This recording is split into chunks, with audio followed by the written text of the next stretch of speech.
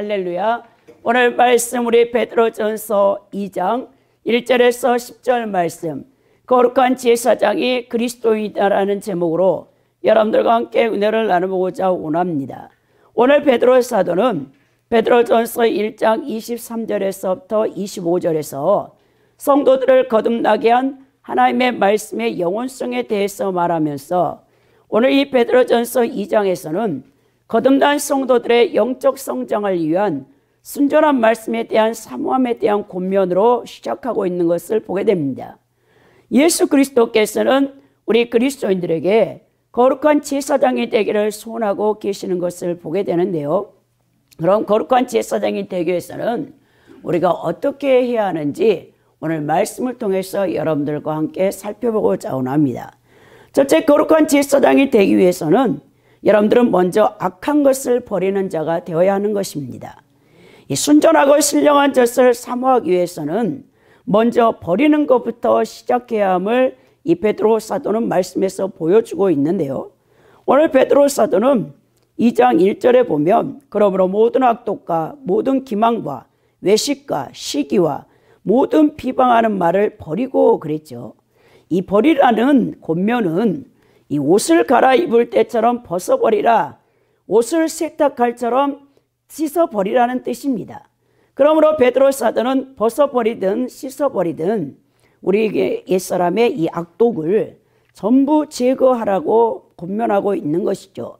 이 버리고라고 번역된 아포도메노이는 이 단어로는 문자적으로 보았을 때 옷을 벗다, 곁으로 제쳐놓다라는 의미를 가진 동사 아포티데미의 중간태 부정과거 분사형으로서 이 명령의 의미를 나타내고 있습니다. 이 동사가 비유적으로 사용될 때는 어둠이 일들을 떨쳐버리다, 악을 제거하다, 옛사람을 버리다, 겉옷을 벗듯이 악이나 어리석음, 사악함, 죄 등을 벗어버리다라는 의미로 이제 에베소서 4장 25절에 또 에베소 4장 22절에 골로새 3장 8절에 로마서 13장 12절에 그 의미로 쓰였습니다. 오늘 베드로 사도는 믿음으로 갓 태어난 자들이 거듭난 자로서 성정하기 위해서는 모든 악독과 모든 계열과 애식과 시기와 모든 비방하는 말들을 자신들에게서 철저하게 제거해야 된다는 것을 우리에게 가르쳐 주는 것이죠. 여기서 제거해야 될 이 제약의 목록들은 우리 옛사람들이 흔히 저지를 수 있는 이 행위들인 것입니다. 그렇다면 우리가 첫 번째 이 옛사람이 벗어버려야 될 이 악독을 한번 살펴보면요. 악독을 버리라 했죠. 악독에 해당하는 이 카키안의 원형은 카키안인데요. 단순한 악의와는 다른 것으로서 마음속에서 남을 해하려는 무자비한 악들을 의미하고 있습니다. 그래서 우리는 이것을 사악함이라고 하죠. 이 사악함을 버려야 된다고 하는데 이 사악함은 악을 의미합니다. 이 악은 이 덕에서 나오지 않는 모든 것을 가리키는데요. 이 성경에서는 이제 일반 윤리와 도덕이 아닌 성경적 윤리를 우리 그리스도인들에게 명령하고 있는 것을 보게 됩니다. 일반 윤리와 도덕에서는 자연덕이 나오고요. 성경적인 윤리에서는 초자연덕이 나오는데요. 하나님의 말씀 순종을 통해서 여러분들이 초자연덕이 형성되는 것을 볼 수 있는데 이 세 사람에게 나오는 덕이 바로 곧 초자연덕입니다. 이 초자연덕에 속한 것이 대표적이면 사랑이죠. 아가페 사랑, 예수 그리스도를 십자가에 내어주신 하나님의 사랑. 우리 모든 그리스도인들의 말과 행동의 근원은 아가페 사랑에서 나와야 되는 것이죠. 그렇지 않는 모든 것은 하나님 보실 때 악한 것입니다. 그러나 우리의 죄악성과 결합되어 있는 여전히 우리 안에서 우리의 적인 옛사람은 일반 윤리와 도덕을 통해서 이 자연덕을 발산하려고 하는데요. 이 자연덕을 많이 추구하는 사람들은 예수님 없이도 자기가 의롭다라고 자기의에 충만한 자들인 것을 보게 되는데 하나님 보실 때는 이것으로는 구원을 받지 못하는 것이죠. 두 번째는 우리가 버려야 될 덕목, 이 제약이 기만이에요. 기만. 지금 우리 이 개정개혁 성경에서는 기만이라고 되어 있는데 전에 개혁 성경에서는 이를 계율이라고 했죠. 계율. 이 계율에 해당하는 돌론의 원형이 돌로스인데 이 돌로스란 뜻은 무엇이냐? 미끼로 끌어들이라는 동사 이 델로에서 유래한 단어로서 미끼, 덫, 올가미 등을 나타내는 거예요. 그러니까 이거는 속이는 것을 의미합니다. 이 베드로 사도가 이 사용한 기만, 이 가일이라는 이 영어 단어는요, 사냥꾼이 미끼를 이용하여 새를 잡는 경우에 유래한 단어입니다. 그러니까 다른 사람을 이 속이기 위해서 A를 마치 B인 것처럼 보이게 하지 말라는 뜻이 들어있어요. 자신의 모습을 그대로 드러내라는 것입니다. 역사상 가장 기만적인 사람이 누군가? 여러분, 바리새인이죠. 바리새인. 예수님을 함정에 빠뜨리기 위하여 집요하게 그들이 질문 공세를 퍼부었던 이 바리새인들은 예수님의 입에서 나오는 말씀에 꼬투리를 잡아 함정에 빠뜨리려고 했던 것을 보게 되는데요. 이 바리새인들은 함정을 팠지만 예수님께서는 너무나 지혜로우셔서 함정에 빠지지 않는다는 거예요. 자, 그래서 우리 그리스도인들이 오늘날도 이 세상을 살아갈 때 여러분 갈수록 우리는 이제 핍박과 박해를 받게 되어 있습니다. 예수 그리스도만이 나의 구원자요 나의 생명의 주관자라 고백하는 진정한 그리스도인들에게 여러분 이 세상에서 평안은 없어요. 예, 세상 모든 사람들 그리고 또 정치 세력이 우리 기독교인들을 여러분 공격할 수밖에 없어요. 왜? 다 그것이 배후에 마귀가 역사하고 있는 것이죠. 우리 예수님께서는 우리에게 너희는 뱀처럼 지혜롭고 비둘기처럼 순결하라 말씀했던 것이 우리 그리스도인들은 이 세상에 속한 자들이 아니잖아요. 하늘의 시민권을 가진 자로서 참으로 우리 하나님의 지혜를 받아서 이 세상에서 정말 그리스도인답게 살아가는데 많은 어려움이 있지만 우리의 신앙을 지켜야 된다는 것을 보게 되는 것입니다. 그리스도인들은 상대방을 의도적으로 착각에 빠뜨리는 행동을 해서는 절대 안 된다는 것이죠. 세 번째로 여기서 버리라는 것이 외식이 나왔어요. 외식. 외식에 해당하는 히브리어 헬라어 여러분 이 원어는 히포크리세이스인데요. 히포크리세이스는 표면 아래서라는 뜻의 전치사 휴포와 판단하는 것을 의미하는 크리시스의 합성어로서 문자적인 의미로는 겉과 속이 다르게 판단한다는 것을 의미합니다. 그러니까 겉 다르고 속 다른 말을 해서는 안 된다는 거죠. 항상 자기의 솔직한 모습을 보이며 진실되어야 되는 것이 바로 그리스도인이에요. 이 그리스도인들은 도덕적인 문제에 관해서는 숨길 것이 없어야 하는 것입니다. 그러니까 위선자가 되어서는 안 된다는 거예요. 우리 하나님께서 예수님께서 가장 싫어하는 사람이 외식하는 자예요. 사실 이건 가면을 썼다고 하는데요. 이중인격자라고 하잖아요. 겉에 나타나는 이 모습과 안에 내면이 다를 때 야 우리가 사람들이 저 사람 위선자야. 응? 말과 속이 달라. 겉이 달라. 이렇게 말하잖아요. 자신의 모습 그대로 있는 그 모습 포장하지 아니하고 자신의 모습을 이렇게 진실되게 드러내야 되는 존재가 바로 그리스도인이라는 거예요. 네 번째는 시기심을 버리라고 했어요. 이 시기에 해당하는 여러분 헬라어는 푸도누스인데요. 푸도누스는 그 원형 푸도노스에서 유래됐는데 열등감에서 나온 행동으로 타인이 잘 되는 것을 방해하는 것이 시기예요. 이 시기라는 단어의 사전적 의미가 무엇이냐면 다른 사람의 탁월함이나 행운을 보고 화가 나고 당혹감을 느끼고 불만스럽고 불편한 것이 바로 시기라고 정의되어 있습니다. 다른 사람의 우월성이나 잘 되는 것을 보면 우리의 마음이 막 불편하고 불만스럽고 당혹스럽다면 여러분 안에 시기가 있는 것이죠. 그렇다면 우리는 이 시기를 어떻게 처리해야 되는가? 여러분 어떤 사람이 막 상대방을 내가 싫어하는 사람 막 칭찬하는 거예요. 그러니까 거기서 막 내 안에서 이 옛사람의 시기심이 발동하는 것이죠. 사실 A.W. 토저라는 분이 이 목사님이 이것이 그리스도이다라는 책에서 보면 이 시기심을 참 잘 표현했더라고요.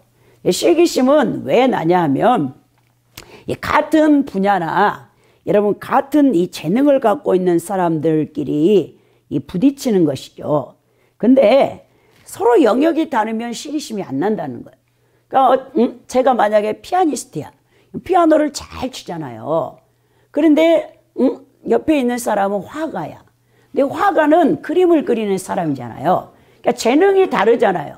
그럴 때는 시기가 안 나는 거예요. 막 피아니스트가 피아노를 너무 잘 치면 와, 잘 친다고 막 박수가 저절로 나오는 거예요. 이 화가 입장에서. 근데 또 이제 피아니스트도 화가를 보면 너무 그림을 잘 그리니까 자기가 못하니까 너무 잘하네요. 그걸 칭찬할 수 있어요. 근데 이게 왜 시기가 나냐? 나도 피아니스트고 상대방도 피아니스트야. 그러면 둘 다 같은 재능을 갖고 있는 거예요.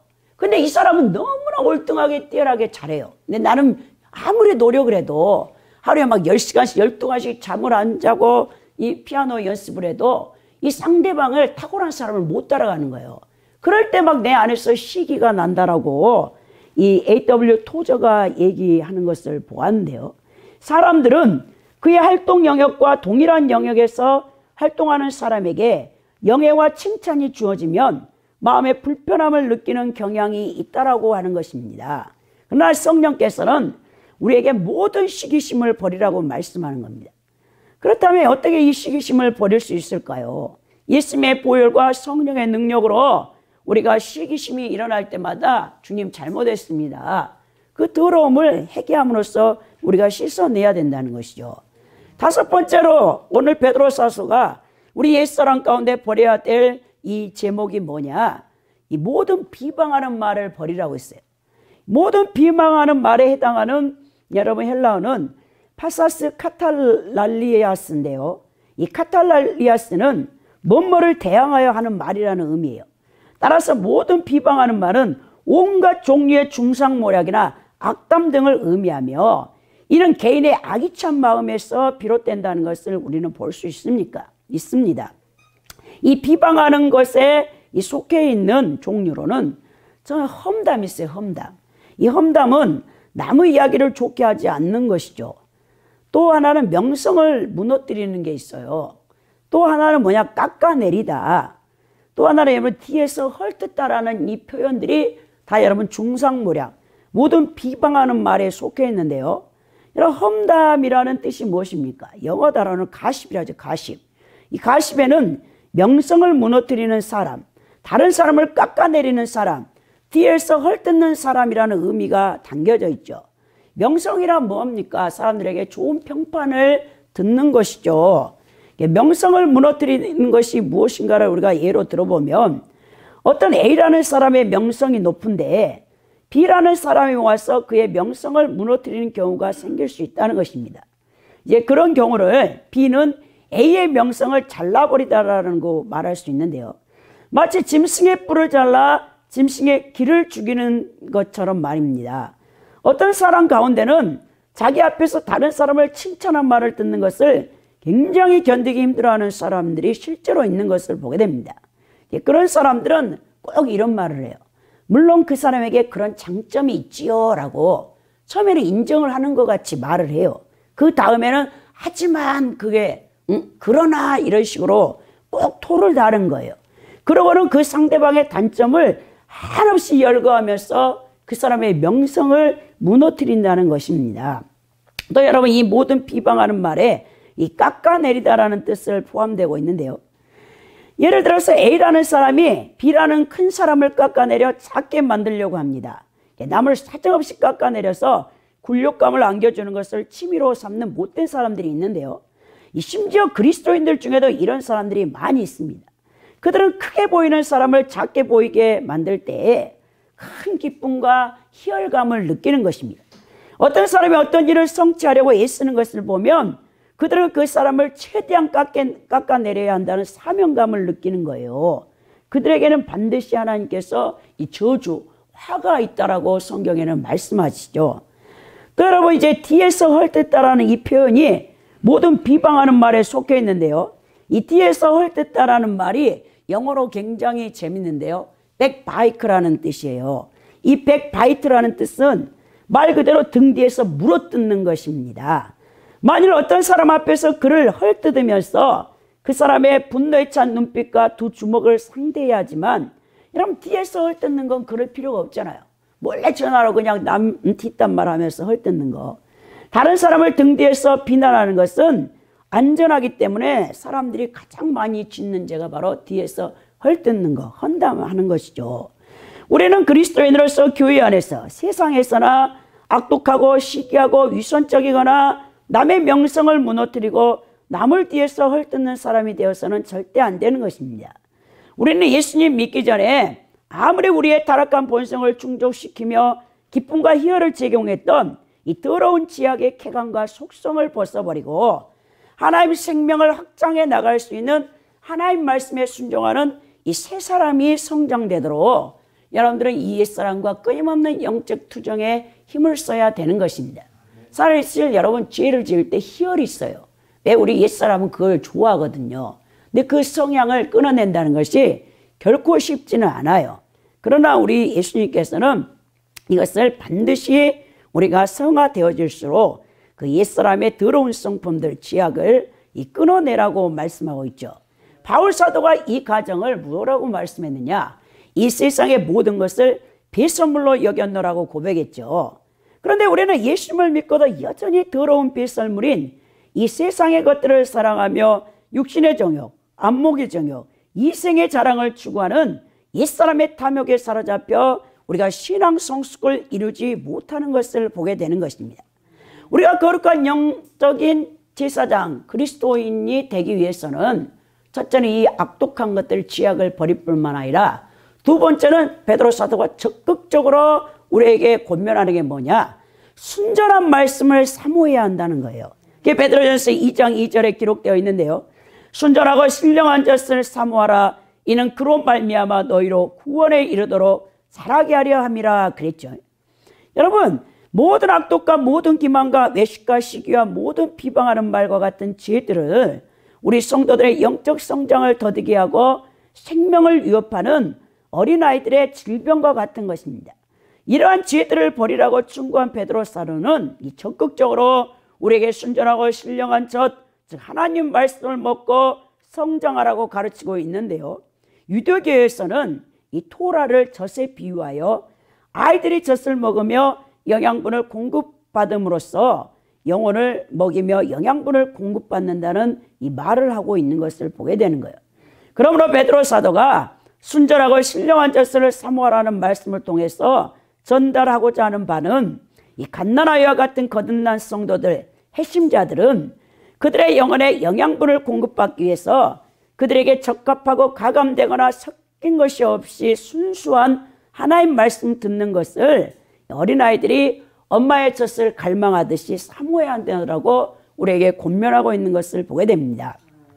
우리가 이 말씀에서 이 순전하다라는 이 단어가 이해하기가 쉽지 않는 단어인데요. 이 흠정역 KJV역 킹 제임스 역에서 신시어라는 이 단어는요, 거짓이 없는 성실하다는 뜻을 갖고 있지만 이게 과거에는 순수하다는 뜻으로 사용되어 단어인데요.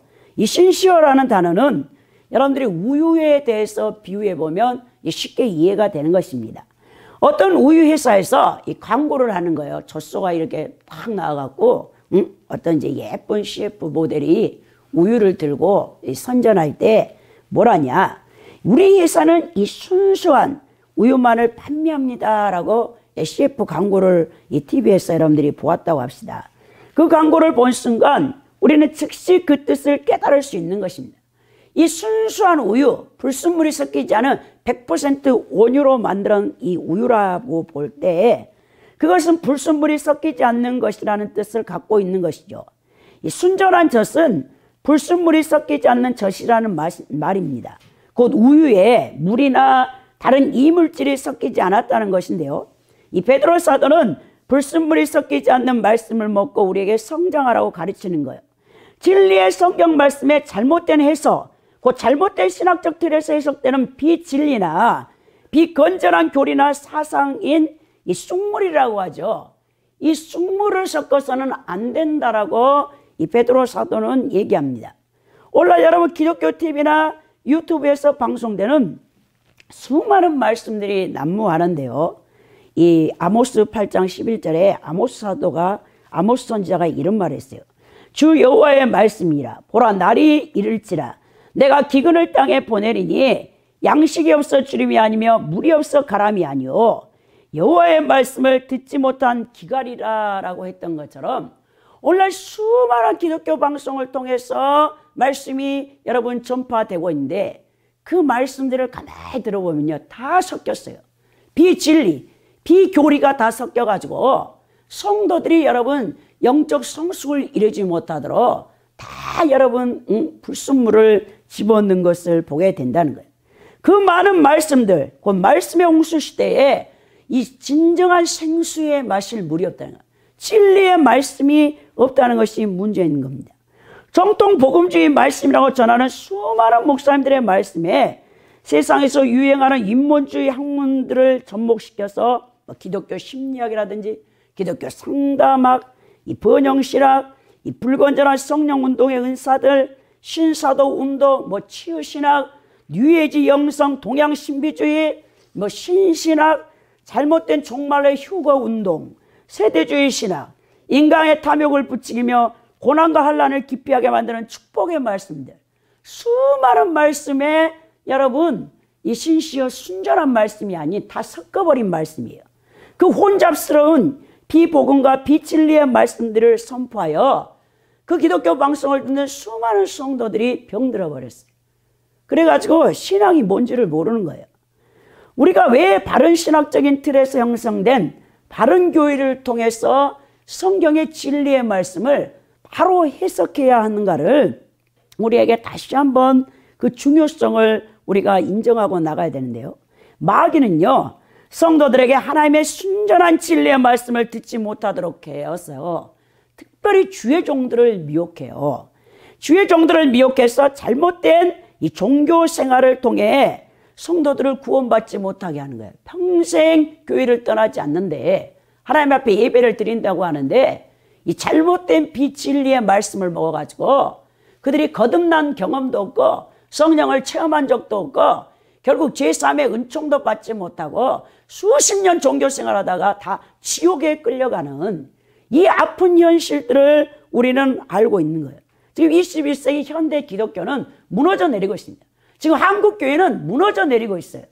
근데 우리는 너무나 안일하게 있는다는 게 문제죠.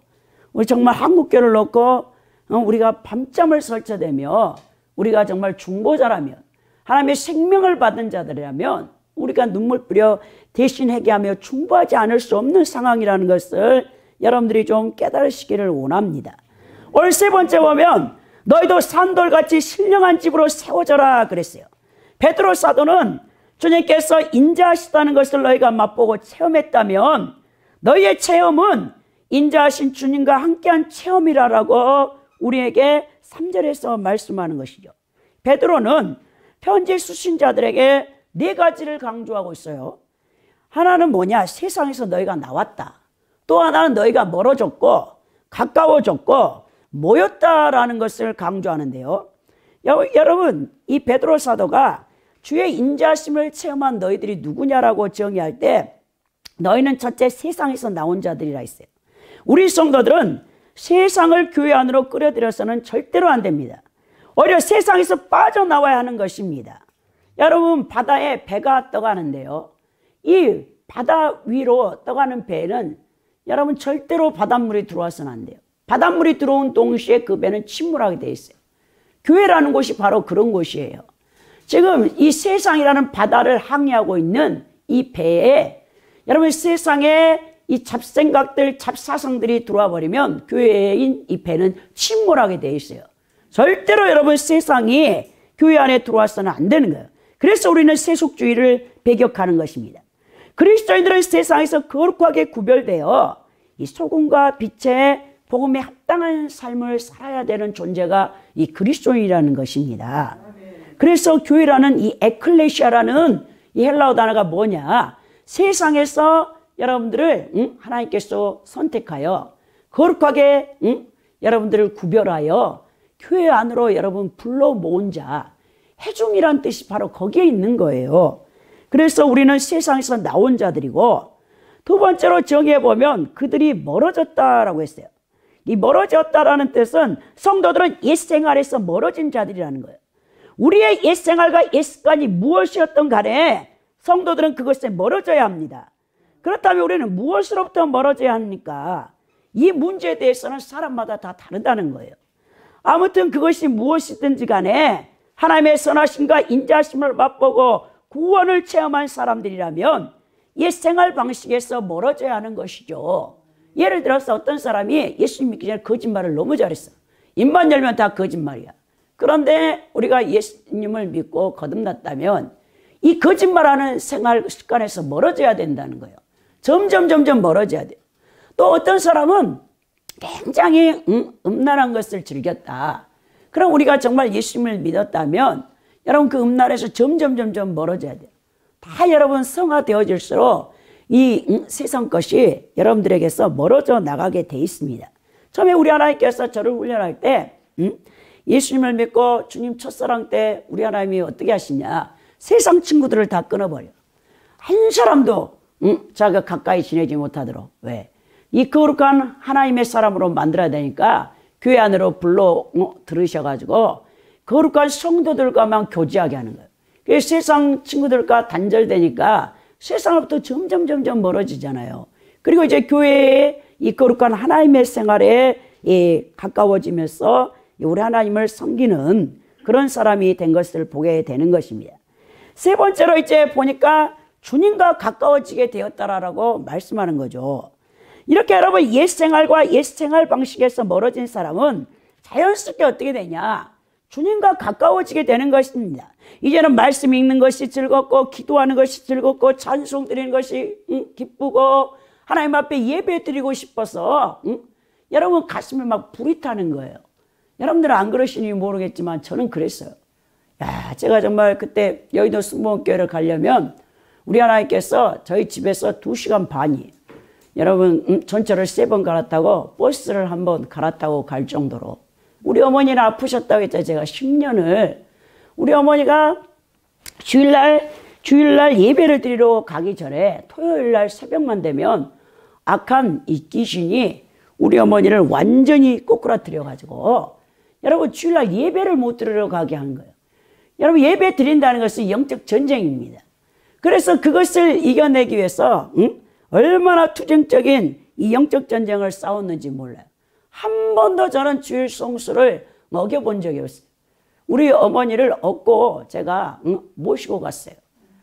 야, 정말 그때 생각해 보면 우리 하나님의 은혜가 컸죠. 제 안에서 막 성령의 불이 타니까 이 하나님 앞에 예배 드려야 된다는 그 2시간 반이나 뭔 버스를 3번이나 전철을 3번이나 갈았다고 버스를 타고, 야, 10년 동안 우리 하나님께서 저를 여기 서울시에 있는 여러분 구마다 16번의 여러분 이사를 다니게 했어요. 이사 다니면서 뭐 하냐고? 여러분 그 지역을 잡고 있는 영적 전쟁, 악한 영들과 영적 전쟁 때문에 우리 하나님께서 저를 그렇게 이사를 시킨 거예요. 그래서 이 제가 섬기는 주일날에는 이 반드시 여의도 순복음교회 갔지만 평일날에는 그 동네에 있는 교회를 갔어요. 그 2 교회를 섬기면서 한 교회는 새벽 예배 가서 그 교회를 중보기도 해주고, 여러분 또 밤에는 다른 교회 가가지고 그 교회를 위해서 중보해줬어요. 이런 영적 전쟁을 통해서 이 지역 영들과 싸워. 그래가지고 그 지역의 악한 영들이 다 물러나면 하나님이 우리는 누리지를 못하겠어요. 다시 이사 가라고 하는 거예요. 다른 구로. 그래서 제가 서울에 있는 시에 있는 모든 구마다 이사를 다 다녀봤어요. 그래서 제가 이렇게 중량구 면목동에 올 줄은 꿈에도 몰랐습니다. 야, 제가 이제 여기 교회를 개척하고 보니까 이곳이 영적 전쟁이 너무나 치열한 곳이라는 거예요. 전에 아시던 집사님이 이 정치계에서 함께했던 이 그분이 디노라는 이 박수의 박수. 이 국회의원들이 이 선거 때가 되면은 그분을 모셔다가 이 자기가 당선이 될까 당선이 되지 않을까 물어보는 분이에요. 그런 분을 제가 이제 하나님의 은혜 가운데 만나서 그분이 하시는 얘기가 목사님, 자기가 국회의원들을 모시고 뭐 우리나라 대형교회를 다 가봤대, 예배. 근데 너무나 이 목사님들이 이 겉과 속이 달라가지고, 그분은 또 투시 은사라고 하죠. 우리는 또 이제 성경적으로 지식의 말씀의 은사가 있는데, 그 목사님 단위에 서서 강대상에서 설교를 하잖아요. 근데 그 목사님의 영에 그 탐욕이 드득드득한 것이 다 보였다는 거예요. 그래가지고는 야, 저것도 목사라고 하면서 그분이 오랜 동안 큰 대형교회, 우리 한국교회 니너라는 목사님들 때문에 시험 들어가지고 교회를 안 다니시다가 우리 하나님께서 은혜를 베풀어서 군자에 한 200명밖에 되지 않는 교회에 이제 집사님으로 열심으로 그 박수 이 샤멀즈 세계에서 돌이켜가지고 하나님을 열심히 믿는 분이 저하고 친분이 있어가지고 우리 교회에 와서 이제 말씀을 해주더라고요. 그래서 우리 대한민국의 대형교회는 정치가들과 손을 잡지 않고는 절대 대형교회를 형성할 수 없다라고 하면서 저보고 목사님을 제발 타락하지 마라 하면서 그분이 그래요. 저는 모르는데. 제가 지금까지 봐온 목사님들 가운데 목사님처럼 순수한 영을 가진 분은 처음 봤습니다라고 말하는 거예요. 그 얘기를 했을 때 제가 얼마나 울었는지 모릅니다. 그러면서 그분이 굉장히 저에게 식사 대접을 여러 번 해줬고 우리 교회도 오셨고 했는데 그분이 그러는 거예요. 목사님이 이 중량구의 명목동에 오신 이유를 알겠대. 왜 그러세요? 그랬더니 우리 교회 뒤에 이 용마산과 야차산 자락에 있는 그곳이 여러분 이 신내림 받는데 그러니까 이 무당들이 박수나 이 내노라는 모든 이 무당들이 이 용마산에서 신내림을 받는다는 거예요. 그러니까 이렇게 센 데니까 목사님을 하나님께서 이 지역에다 보내셔서 영적 전쟁을 시키는군요 라고 그분이 다른 세계에 있다가 딱 예수 그리스도를 믿었기 때문에 제가 영적 전사라는 것을 한눈에 알아보더라고요. 그런 적이 있었는데 여러분 보십시오. 우리가 정말 하나님 앞에 예수님 앞에 이 가까워지는 삶, 세상 모든 것이 여러분 배설물로 여겼던 바울처럼 자꾸 세상은 들어오지고 예수님의 말씀과 여러분 찬송하는 것과 예배드리는 것과 기도하는 것이 기뻐져야 되는 거예요. 근데 여러분들이 주님과 가까워지지 않고 자꾸 세상에 가깝다. 여러분 변질된 겁니다.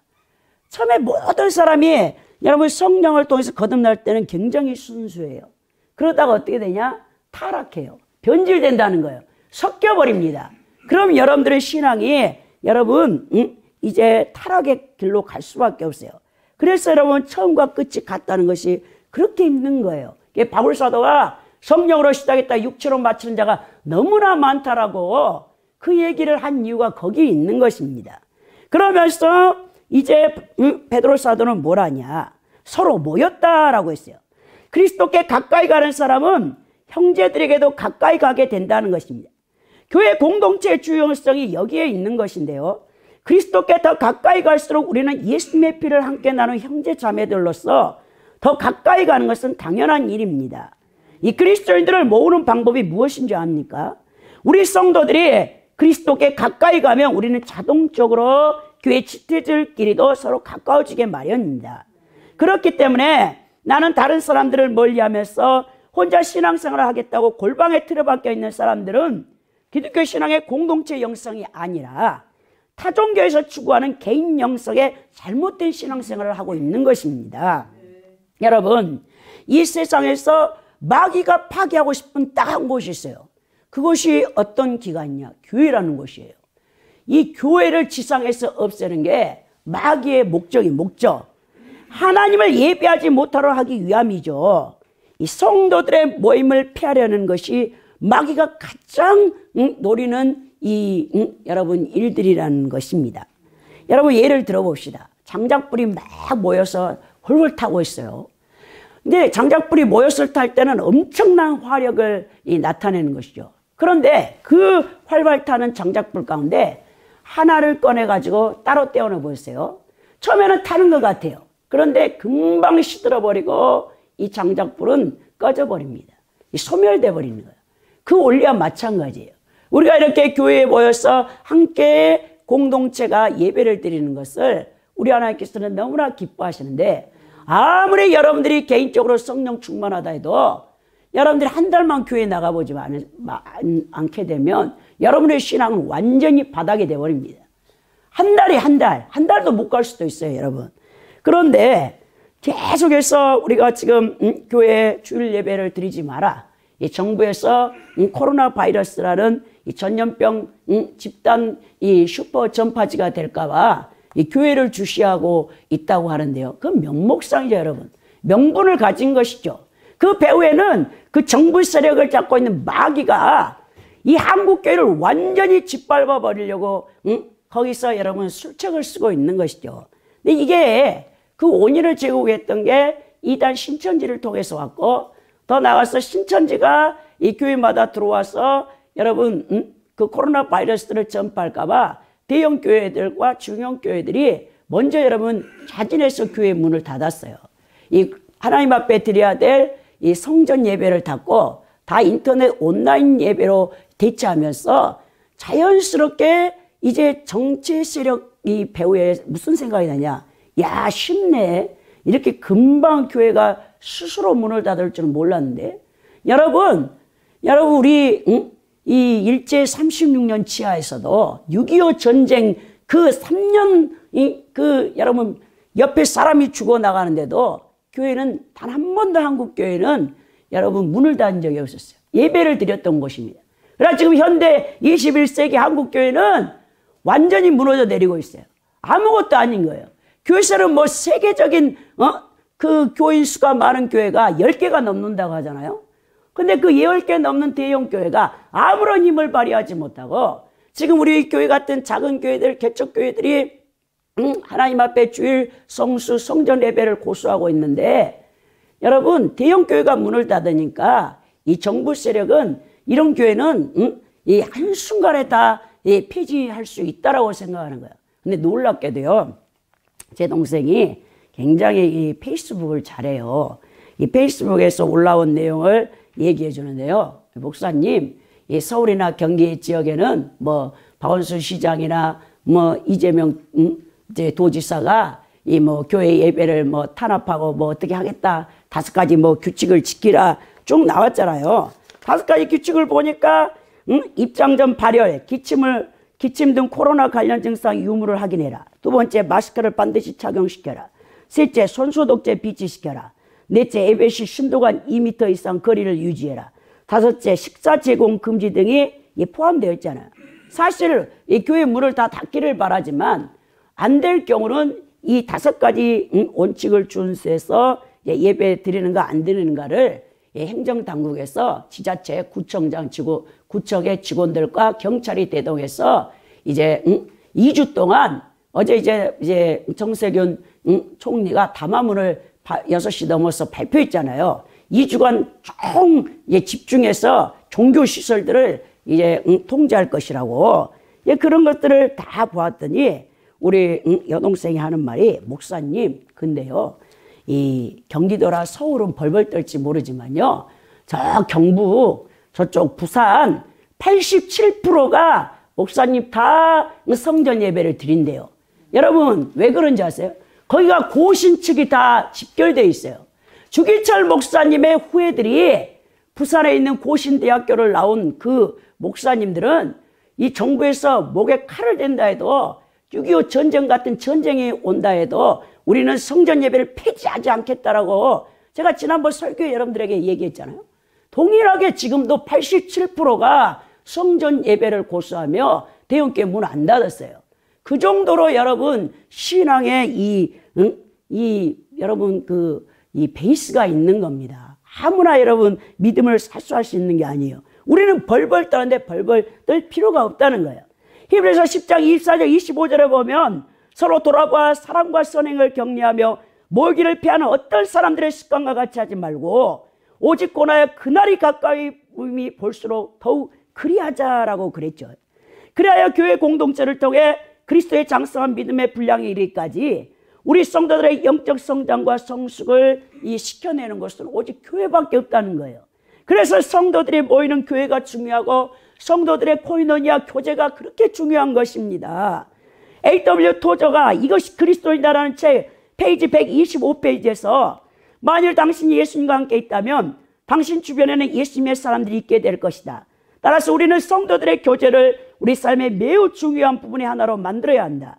이런 말을 하면 일부 사람들이 불쾌하게 여길지 모르겠지만 그렇다 할지라도 나는 거기서 교회라 불리는 눈에 보이지 않는 영적 실체가 이 세상에 반드시 있어야 한다. 성령께서는 교회를 통해 이런저런 방법들을 통해서 일하고 계신다라고 말씀했던 것을 보게 됩니다.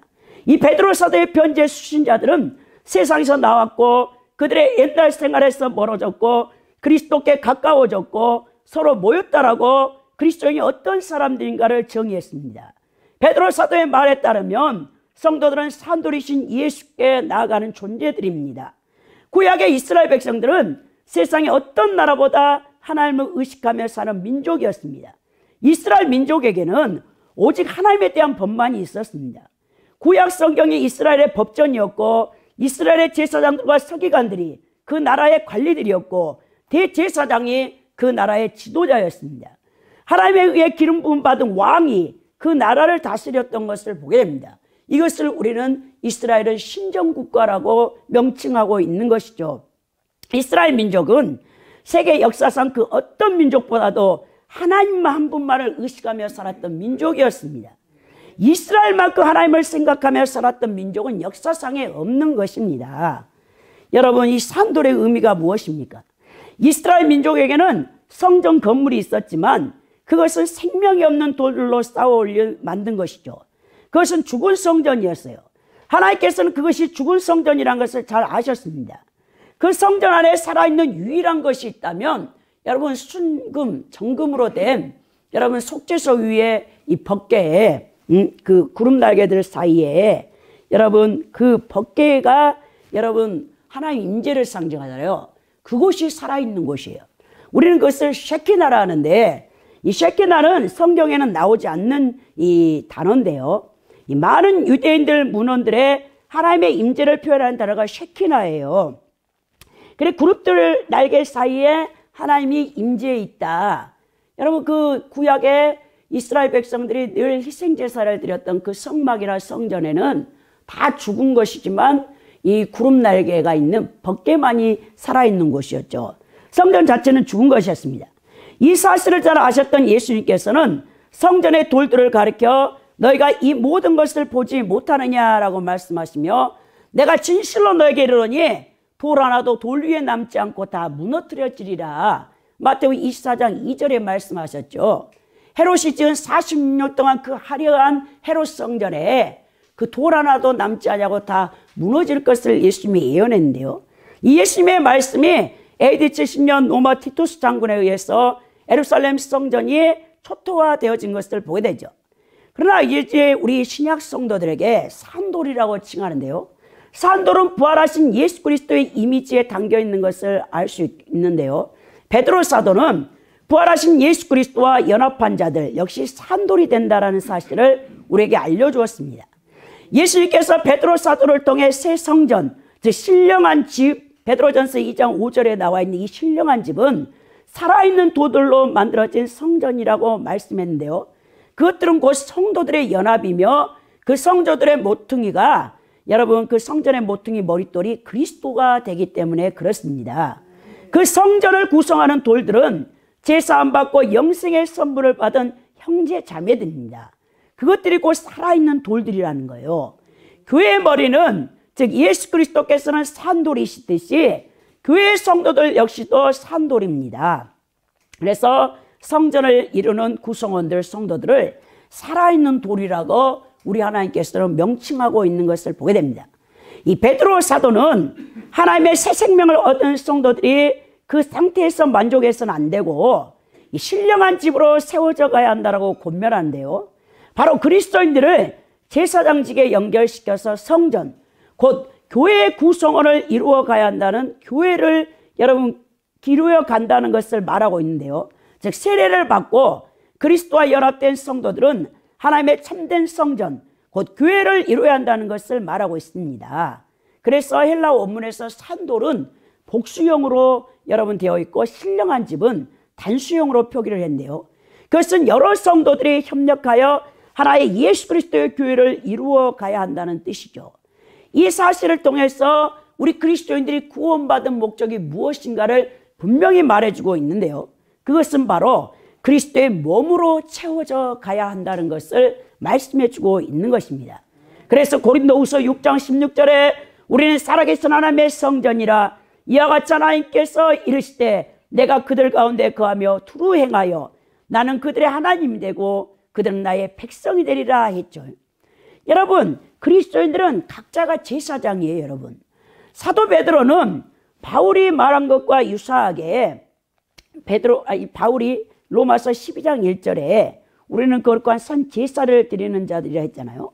이 성전이 된 성도들은 그들의 몸을 거룩한 산 제사로 드리는 거룩한 제사장이 되어야 한다고 말씀하고 있는데요. 즉 이스라엘 백성들이 열방에 대하여 제사장의 나라로 선택받은 것처럼 하나님께서 이제 예수 그리스도로 인하여 하나님의 집 회중이 된 그리스도인들 각각 개개인들이 그 제사장의 사명을 맡고 있다는 것을 우리에게 말씀합니다.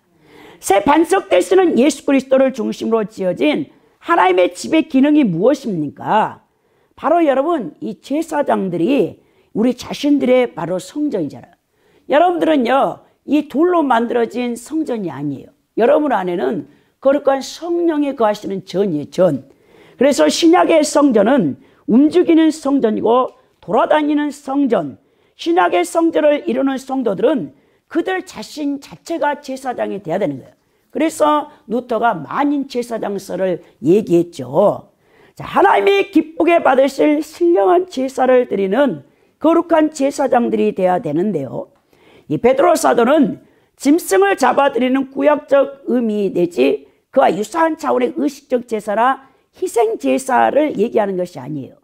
그리스도인의 마음과 그의 삶을 드리는 영적 차원의 제사를 신령한 제사라고 말씀하고 있습니다. 이 본문에서 신령한에 해당하는 피뉴마티카스는 영을 의미하는 피뉴마에서 유래한 단어로서 영적인, 영에 속하는 이라는 의미를 갖고 있어요.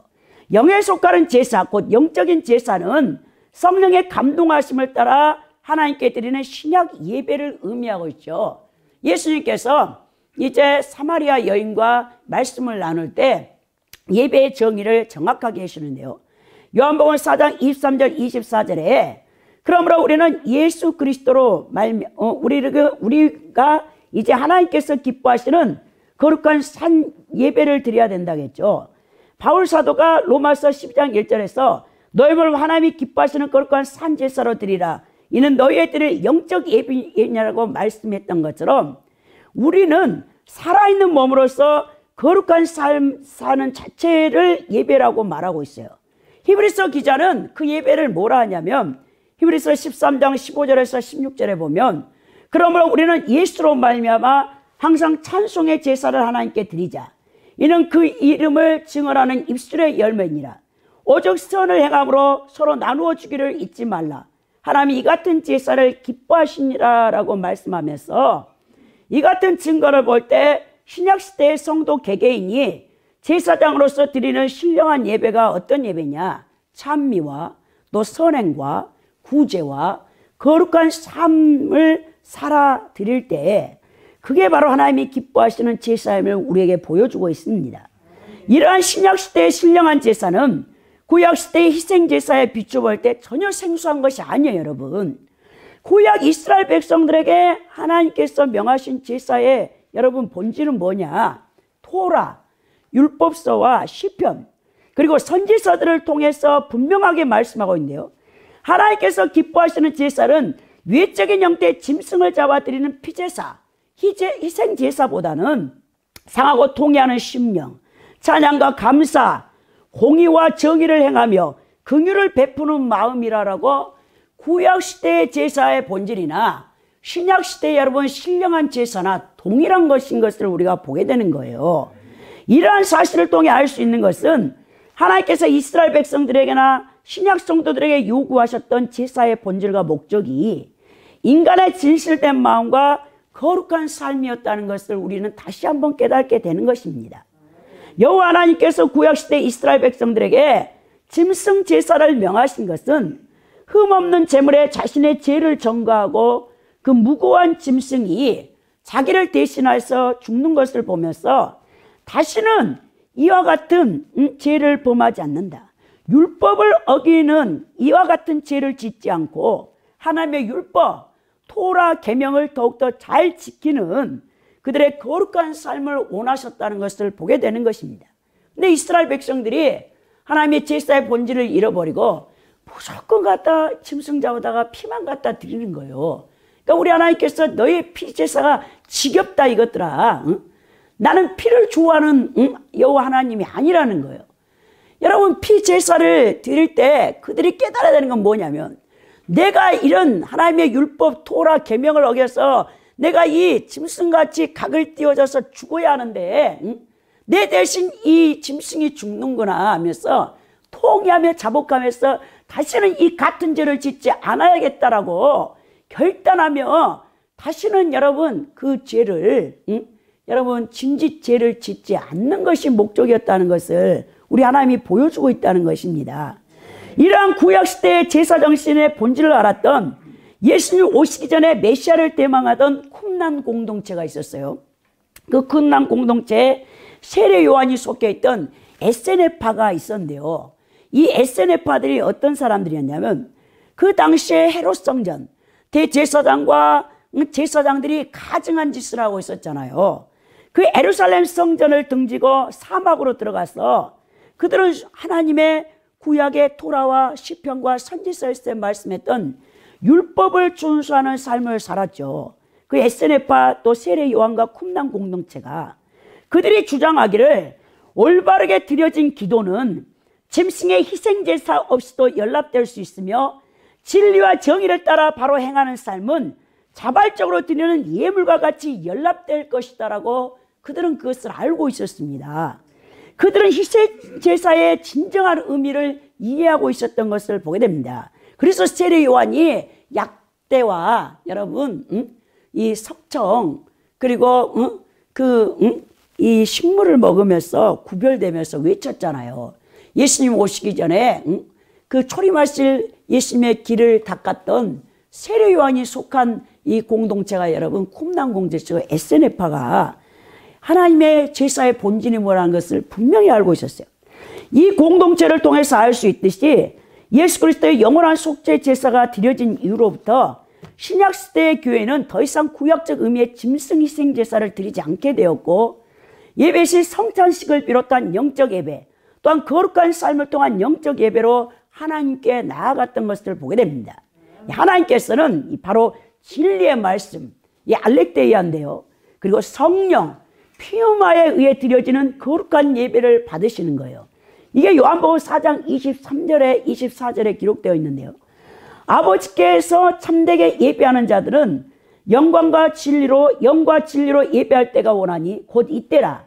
아버지께서는 자기에게 이렇게 예배하는 자들을 찾으시나니 하나님의 영이시니 예배하는 자가 영과 진리로 예배할지니라 그랬죠. 이게 진리와 여러분 피뉴마, 진리의 말씀이 선포된 곳에 성령이 역사하는 그 예배를, 그 공동체 예배를 하나님이 받으신다는 것입니다. 성도들이 6일 동안 삶의 현장에서 거룩하게 구별되어 선한 열매를 맺을 때 우리 교회의 공동체가 드리는 이 주일 예배를 하나님께서 연락하시는 거룩한 예배로서 받는다는 뜻입니다. 여러분, 거룩한 제사장이 될지어다 했죠. 본문은 신약 성도들이 신령한 집으로 세워지는 자일 뿐만 아니라 거룩한 제사장이 된다는 놀라운 선언을 하고 있는데요. 여기서 거룩한 제사장은 단수로 쓰였어요. 성도 한 사람이 각각 거룩한 제사장이 됨을 보여주고 있는데요. 이는 만인 제사장이라는 신약 성도들이 누리는 축복의 근원이 되는 것을 보게 됩니다. 구약시대 성도들은 오직 네 지파에서 세워진 제사장의 중보를 통하여 제사를 드리고 하나님께 나아갈 수 있었으나, 신약의 성도들은 성도 스스로가 제사장의 자격으로 하나님께 담대하게 나아갈 자격을 지니게 된 것입니다. 이 절대 중보자이시고 구약 희생 제물과 대제사장직의 예표를 실제였던 예수 그리스도의 완전한 속죄 사역이 성취됨에 따라서 신약의 성도들은 더 이상 대제사장과 같은 약점을 가진 사람의 중보 없이 직접 하나님 앞에 나아가서 하나님을 섬길 수 있게 됐다는 것이죠. 그렇다면 우리가 거룩한 제사장이 되어져서 구별된 그 또 목적이 무엇이냐? 네 번째 보면 아름다운 덕을 선포하기 위함이에요. 베드로전서 2장 9절에 보면 그러나 너희는 택하신 족속이요 왕같은 제사장들이요 거룩한 나라요 그의 소유가 된 백성이니 이는 너희를 어두운 데서 불러내어 그의 귀한 빛에 들어가게 하신 이의 아름다운 덕을 선포하게 하려 하심이라 그랬죠.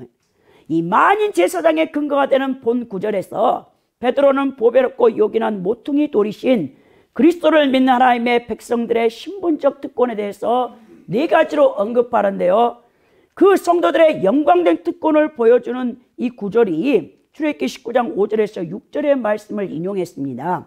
하나님은 이스라엘과 시내산 언약을 맺으시면서 이스라엘 백성을 자기의 소유요 백성이요 제사장 나라로 삼았던 것을 보게 되는데요. 그리고 그 조건이 무엇이냐? 하나님의 언약의 말씀을 지키는 거예요. 그런데 신약시대에도 이 성도들이 예수 그리스도의 피 언약으로 그리스도에게 속한 성도들이 하나님의 백성이 되었는데요. 성도들이 네 가지 특권을 갖게 되는데 그 첫 번째 특권이 택하신 족속이라고 했습니다. 이 택하신으로 번역된 에클레토는 신약 성경에서는 오직 종교적인 의미만 쓰입니다.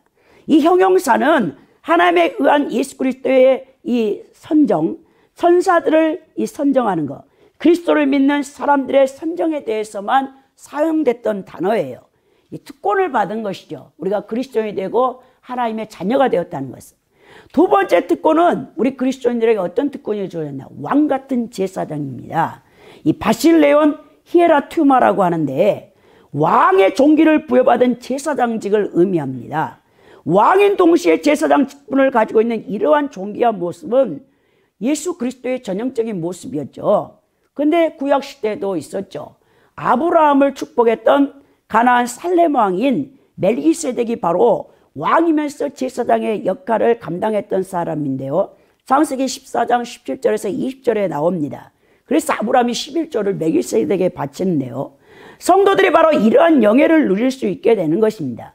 그러나 아무나 이러한 권세나 영예를 누릴 수 있는 것이 아니에요. 철저하게 하나님의 말씀에 순종하는 자에게 예수님께서 이 왕 같은 제사장의 이 권리를 누릴 수 있게 하신다는 것을 여러분들은 기억해야 돼요. 왜냐? 예수님의 12 제자들 사도들이 바로 이 왕 같은 제사장직을 감당해서 각종 병든 자를 고치고 귀신을 쫓고 하나님 나라를 전파하는데 엄청난 성령의 권능으로 기적과 이사를 행했던 것을 보게 되는 거예요. 예수 그리스도 이름의 권세를 사용하는 그 왕 같은 제사장직이 우리 성도들에게 주어진 특권이지만 아무나 사용할 수 있는 게 아니에요. 이거는 하나님 말씀에 철저하게 순종하는 자에게 그리스도의 이름의 권세를 사용할 수 있도록 하나님이 주시는 것입니다. 세 번째 특권은 거룩한 나라라겠어요. 이 거룩한 나라에 해당하는 에드노스 하기오는 원래 하나님을 섬기기 위해 구별된 백성 이스라엘을 지칭하던 표현이었는데요. 그런데 이 지칭이 그리스도인들에게 쓰였다는 것은 성도들 또한 이스라엘 백성들이 구별되고 정결한 백성들로 살아야 했던 것처럼 구별된 생활을 해야 된다는 것을 말해주고 있습니다. 이 거룩한에 해당하는 헬라어가 하기온인데요. 이 하기온이란 무슨 뜻이냐? 속된 것들로부터 따로 떨어져 놓여있다는 뜻이에요. 그리고 네 번째 특권이 뭐냐? 하나님의 소유가 된 백성이라고 했습니다. 그의 소유에 해당하는 여러분 헬라어가 이 페리포이에신인데요. 이 페리포이에신이 획득하다, 보존이라는 개념을 가지고 있는 단어, 이 페리포이에스시스의 목적격인데요.